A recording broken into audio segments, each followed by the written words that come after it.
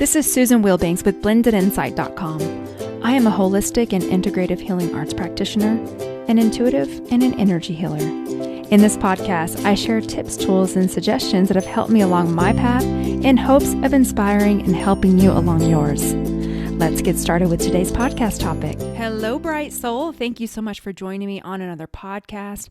I can't believe it's autumn in the Northern Hemisphere. And you guys know what that means. For those of you who have been with me for a while, we've been connected.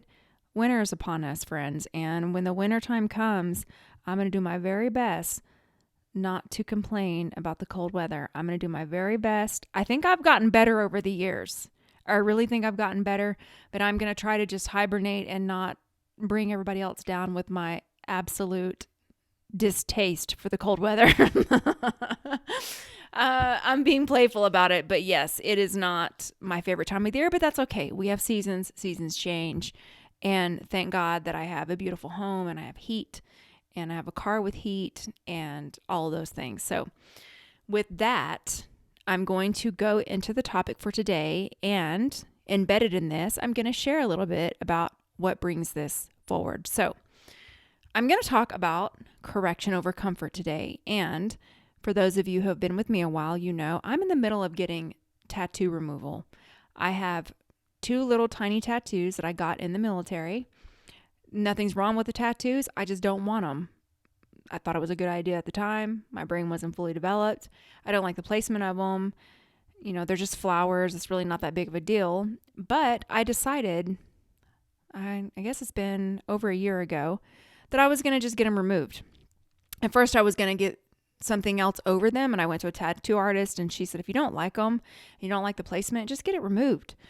And I didn't know that there was such a thing. I knew that there was such a thing, but I didn't know there was something local. And so she referred me to a place, and I've been going there. And let me tell you something, the laser tattoo removal process is painful with a capital P. Painful. I have one that's on my leg. That's not so bad. But the one on my ankle, whew, you want to talk about to come out of the chair. And this is with lidocaine cream. So I use lidocaine cream, and it doesn't take long. But the further we get into the treatment, where they're getting deeper into the skin because they're colored, the colors are what takes so long. But it's really painful. It's not a comfortable process. But these tattoos are something that have been bothering me over the years. I don't particularly like them. I don't like the placement. And I just decided I'm going to get rid of these things. So it's not comfortable. And I'm correcting a decision that I made long ago, and it's not comfortable, but it's going to be worth it. And this is one example of a million things you can go into. Think about this. In all aspects of life, if you do somebody wrong, or you hurt someone's feelings, or you have a misunderstanding, you can just let it go and move on, or you can go back and own your mistakes and take some accountability and do your very best to make amends and correct it. We're in a process of cleaning up karma right now. Now, I'm using a physical example, but there's so much going on that we are all in the process of reevaluating and figuring out how we can clean things up, get aligned, and start to sow some seeds for what we want to do going forward. And if it was easy, everyone would do it. Most people are going to take the comfortable route in life. We avoid pain. So most people avoid pain in any realm. They don't want to go to the gym because it's tough. They don't want to eat well because it's tough. They don't want to make a career change because it's tough. They don't want to have difficult conversations in relationships because it's tough. They don't want to face themselves because it's tough. And you don't grow that way. You're not going to grow. And so this is a season of really choosing correction over comfort. And think about it. You work with a trainer or a coach. I'm in belly dance class right now. I don't think I shared this before, but I decided to take belly dance classes.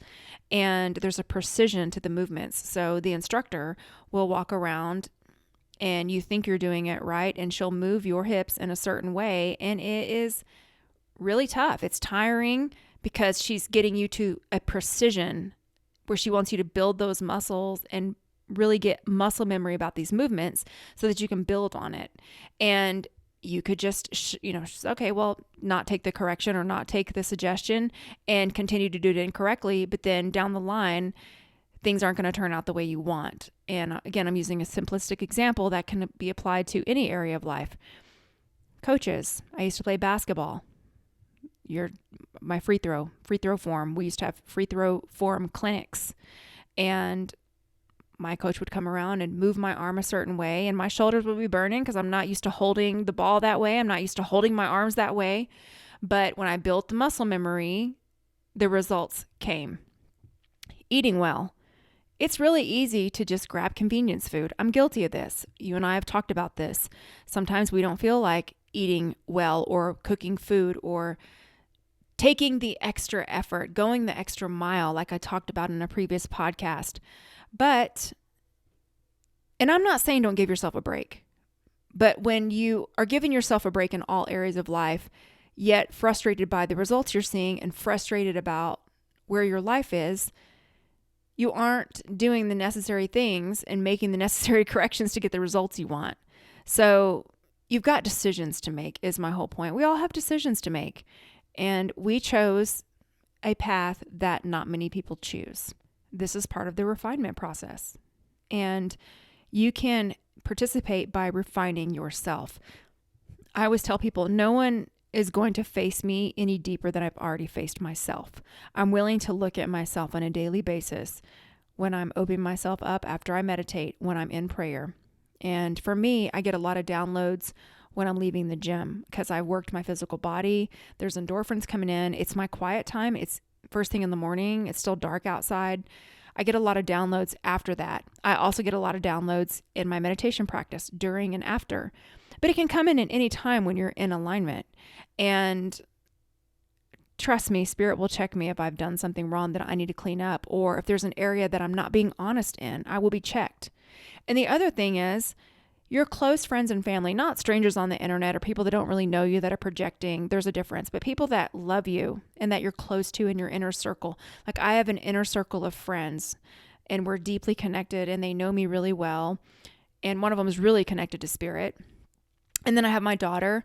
If they tell me something and I can receive it in love, that I've done something or something they're noticing about me, I'm open to the feedback because I know they love me.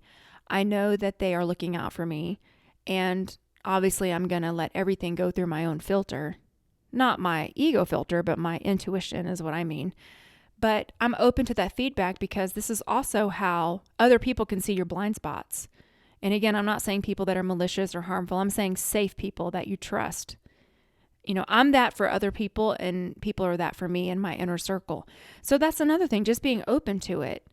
Because we want to calibrate to what's going on. We want to align to what it is that you're trying to create, the best version of yourself. We're always working. You know, I had a private client session, I don't know, a couple of weeks ago, and she's like, please don't tell me that I still have more work to do. And I just laughed. I'm like, you're always going to have work to do. And it's not me telling you. You already know that because you're the one saying it. So you're already getting that intuitively through your own intuition. This work is never done. We are always here to refine and get better. This is how we continue to grow and evolve. There's no other way. Just sitting and doing nothing and numbing out and being comfortable without ever challenging yourself, for one, would get boring. And number two, would not produce the fruits. Now, I'm not saying there's not a season to relax, but you know the difference. And you're already being guided to do something. Otherwise, I wouldn't be called to make this podcast. There's something that you're being called to correct or focus on or adjust. And we all have those areas in our lives. And whatever that is, this is just a confirmation that it's time to get after it. And if you don't have all the information, find the information. You can do research, you can line up. And when you start to put your energy on it saying, hey, I'm ready, it orchestrates itself. You and I, we've talked about this. It's like synchronicities, things happen. You might have to do a little bit of work. You likely will. But I really believe that the universe meets you where you're willing to take action. Action cures despair. So that's really all I wanted to offer. And we can go into a healing. So you can uncross your arms and legs and focus on your breathing.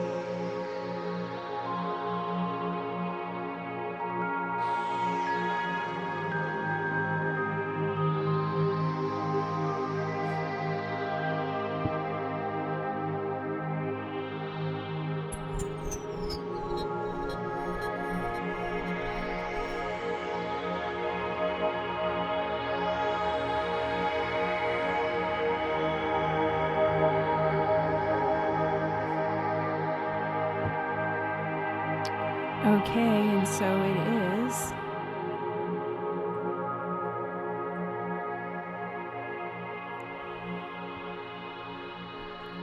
Thank you to everyone who's taken the time to leave me a review on iTunes and left me a donation. I really appreciate it. And I just want to wish you a beautiful week. Think about it, what comes through, trust it, trust your intuition. We're all growing and evolving. We're all on this path together. I know it's not easy, but we all signed up for it, and at least we have each other. You're not the only one. You got to just keep pushing through. That's what I'm doing, and that's what I'm inviting you to do. Take care. Bye-bye.